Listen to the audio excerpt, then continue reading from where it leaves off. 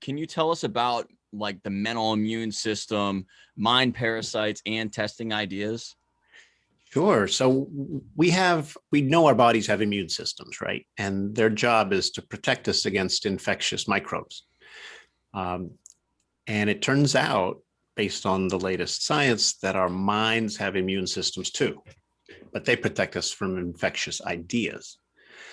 So in the same way that our bodies can be invaded by COVID, say, and our health can be compromised, our minds can be invaded by bad ideas, and that can compromise our mental health. In fact, relatively there's a new kind of mental illness now being recognized as delusion syndrome. Interesting. And of course, you don't have to study today's politics very long before you realize that if you let too many crazy ideas into your head, you can become deluded, right?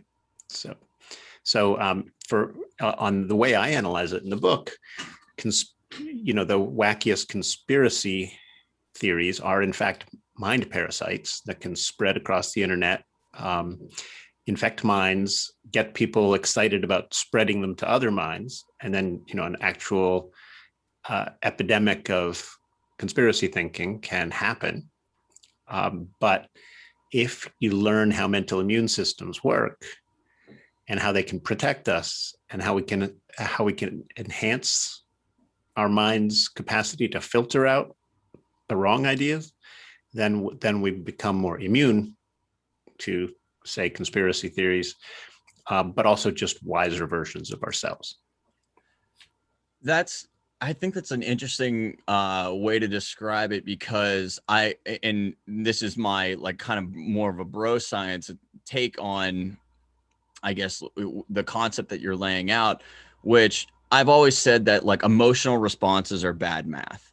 Like whatever I hear from something, if I really like it, or if I really hate it and it makes me angry or whatever, or whatever direction it makes me go in, that reaction largely probably wasn't based on data.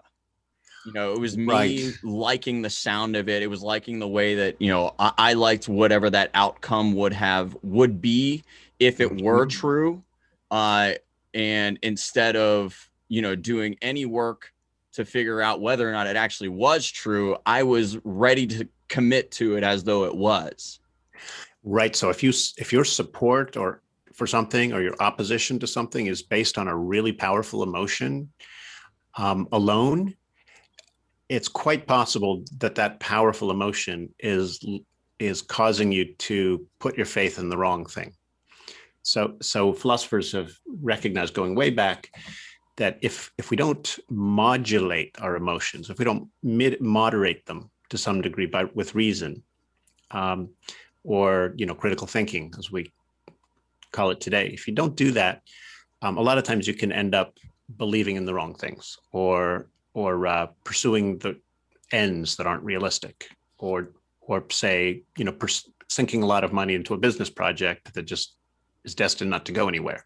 So if you get really good at testing ideas early, which is to say strengthen your mind's immune system, you can do a much better job of testing even business opportunities in kind of like in the mind's simulator, and thereby toss out the unfeasible options and stand a better chance of succeeding when you are ready to invest in whatever project